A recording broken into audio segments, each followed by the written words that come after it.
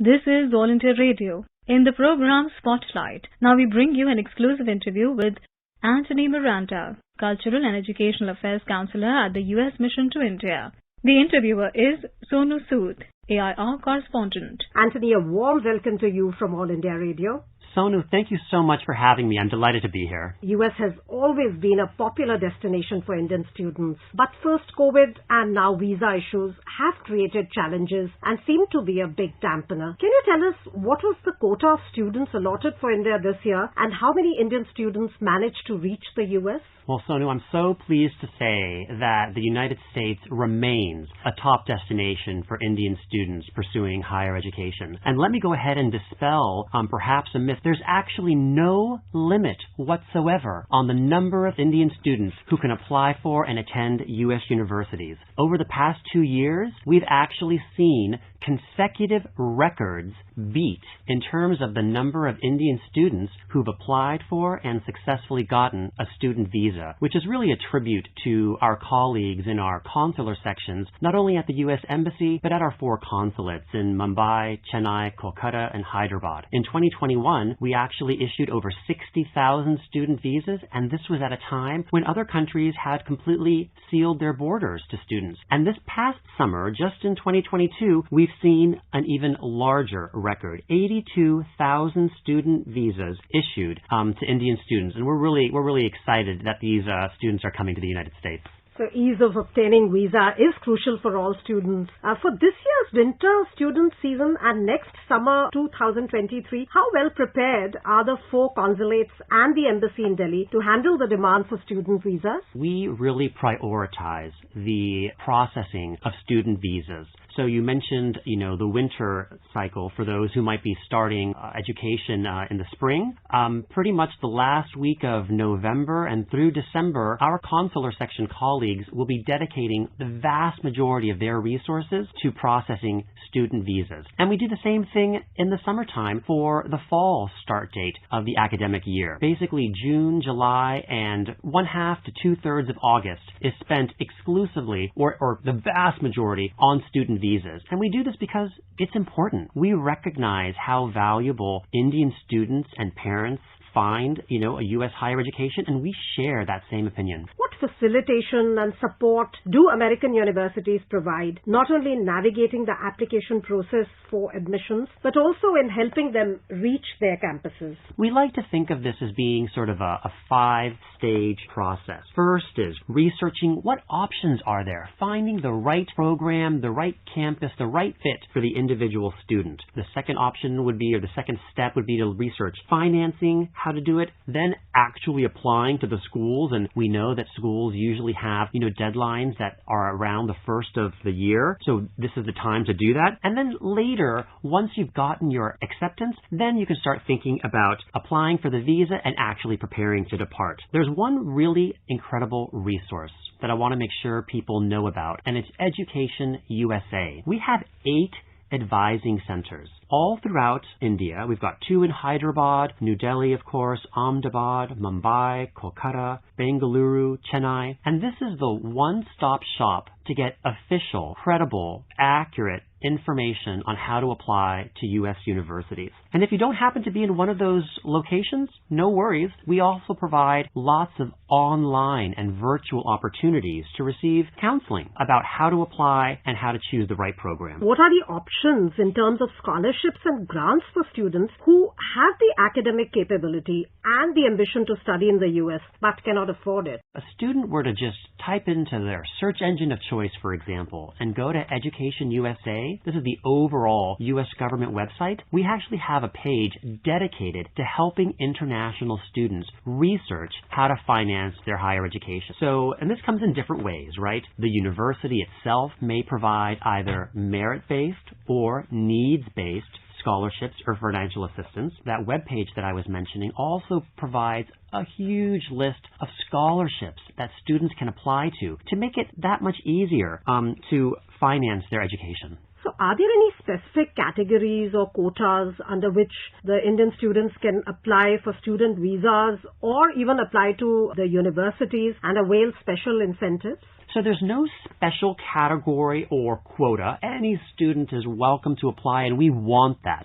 We wouldn't want to have any kind of limitations on that at all. Really, the actual student visa category, that's going to be the easy part. Right now, it's how are you going to make sure that you found the right institution that is going to suit your academic and career needs, making sure that research has been done, thinking about how you'll finance it, and making sure that your applications are in. The student visa part will come later, and this university is going to make sure that you're going to apply for the correct student visa. They happen to be 3 categories, F, M, and J. But honestly, students and parents don't have to worry about that particular detail too much, because really the focus now is on making sure that you've got the research done and those applications in. Broadly, what is the selection criteria that the American universities follow for selection of students? Each university, of course, is going to set its own admissions criteria, but they're looking to see how they can create a cohort of students that year that is going to be dynamic, be diverse, and thinking about how the students themselves are going to contribute to the academic and learning environment at that particular college or school. When we think about higher education, of course we're focused on the academics, incredibly important, but there are so many other aspects as well. It's the extracurricular activities that those universities may offer. It's the career counseling that those universities offer. And it's also the alumni networks that those universities offer. And it's interesting when we think about, alumni, of course there's the alumni from the specific university, but there's also then just being an Indian alumni who has studied in the United States. Folks are going to have a cohort of 200,000 fellow Indians that they can, communicate with, because they're going to have something in common like that. So what courses in the US are popular with Indian students? Are there any disciplines you feel have great scope in the future and should be explored more by students from India? STEM, generally, science, technology, engineering, math, is very popular among Indian students. Right now, I would say the bulk of Indian students are pursuing graduate education in the United States, but we're seeing increases in undergraduate education as well. And even though the majority happens to be STEM right now, there's also wonderful opportunities to study in the humanities or in the arts, and universities are really interested in welcoming Indian students in all fields. As we think about the future, and just thinking about STEM, there are lots of opportunities there. When we think about artificial intelligence or emerging sciences like that, this is something that, Indian students really have an important part to contribute to, and we're excited to have them study at our universities. Does the student visa allow students of STEM to gain work experience in the States? Also, are the students allowed to work part-time to part-finance their education while they are pursuing their courses? The answer is yes.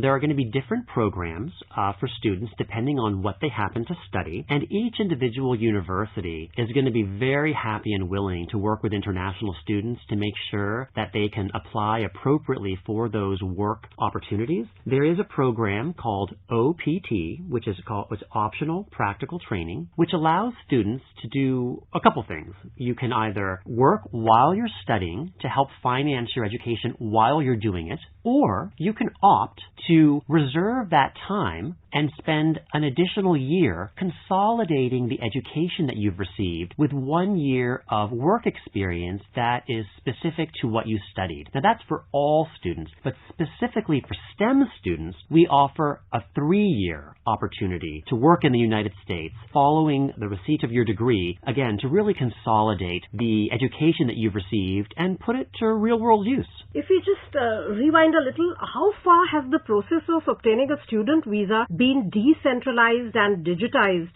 so that students all over the country can get a visa easily? Any suggestions about how they can prepare for a visa interview? Sure. Well, just to set the first part about sort of decentralization, we do visa processing in 5 locations, right, at our embassy in New Delhi and again our 4 consulates, Chennai, Hyderabad, Mumbai, and Kolkata. Applicants are welcome to go to any of those locations. For those students who have already received any kind of U.S. visa before, they are able to apply for a student visa through the end of the year without an interview. Starting in 2023, we're resuming interviews for everyone, but we're trying to make it as flexible as possible by giving folks the choice of choosing whatever location is right for them. And the second part of your question, we want people to feel comfortable and at ease in that interview process. The consular officer is basically going to want to know one thing.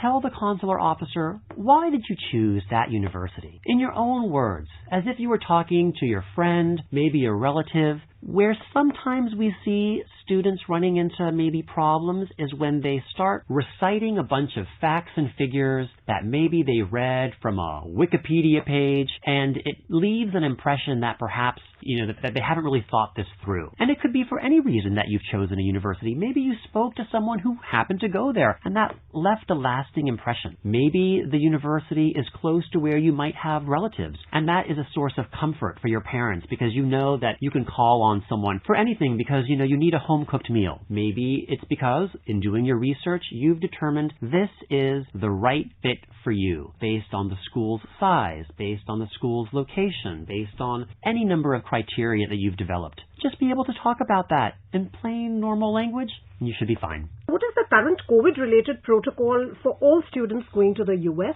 Each state is always going to have its own COVID regulations depending on the circumstances, depending on rates of transmission, etc. And universities, of course, are going to be obligated to follow those state mandates. So the best course of action is just to make sure that you're having that conversation with your university so that you can know that you're, in compliance. I think the one thing that, of course, all students are going to want to know, or all prospective students, is that vaccination is required in order to go to the United States. So hopefully folks have already been vaccinated, but if not, now's the time to get that vaccination so that you can be sure you're vaccinated in time to travel. Is there any option to do a common application for all U.S. universities? Does one have to apply individually? And any cap on the number of universities you can apply to? Great question. For many, many, many U.S. universities do follow a common application procedure. It's not a requirement, but universities recognize that that's going to make it easier for students who are interested to do that. So I'll give you an example. My nephew actually, American of course, was applying to U.S. universities 2 years ago, and we were helping him research the schools and go through the application process. And yes, all the schools that he applied to, for example, did follow this common application procedure, and that was for undergraduate. For graduate school, it might be a little bit different. Obviously your education is, sort of narrowing in its field when you're pursuing graduate education. But schools have an incentive, frankly, to make it as easy and as transparent as possible. Not to reveal my age, but back in my day when I had to do this, it was all done on paper. So now, of course, with the internet, universities really make it easy to upload documents and to fill out forms online. And Anthony, what is your take on the people-to-people ties between India and the U.S.? People-to-people ties is really the bedrock that serves as a foundation for the U.S.-India relationship. We've been talking a little bit about the 200,000 Indian students who choose the United States for higher education. When they're in the States, they form long-lasting relationships with Americans and other international students, and those relationships help bring our countries closer together. We also have a diaspora of about 4 million Indian Americans who, succeed in their careers and also serve as a way to tie and bind our countries together. So things like education are really, I think, a fundamental part of those people-to-people relationships. Any broad advice you would like to give to the students aspiring to go to the U.S. for higher studies? Oh, my advice, I guess, would be find the program that is right for you. You can look at rankings of U.S. universities, and that can be a shorthand, which may be useful when you're starting out your research. But go beyond that and make sure that you found a program and a university that is going to suit you, your career plans, your academic pursuits, and your personality. Keep in mind things even like weather and geography. Do you want to live in a small town? Do you want to live in a big city? All of those elements are going to contribute to your decision-making process. Thank you so much, Anthony, for this invigorating, inspiring, informative discussion, which I'm sure all aspiring students will find invaluable. Well, Sonu, thank you so much for the opportunity to chat with you. It's been a real pleasure. I really hope that everyone listening will really consider choosing the United States for their higher education goals. You are listening to an exclusive interview with Anthony Miranda, Cultural and Educational Affairs Counsellor at the U.S. Mission to India. Interviewer was Sonu Sood, AIR correspondent. This program was produced and presented by the News Services Division of All India Radio. You can listen to it on our mobile app, News on AIR. This program is also available on our YouTube channel, News on AIR Official. You may email your opinion about this program at airnsdtalks@gmail.com.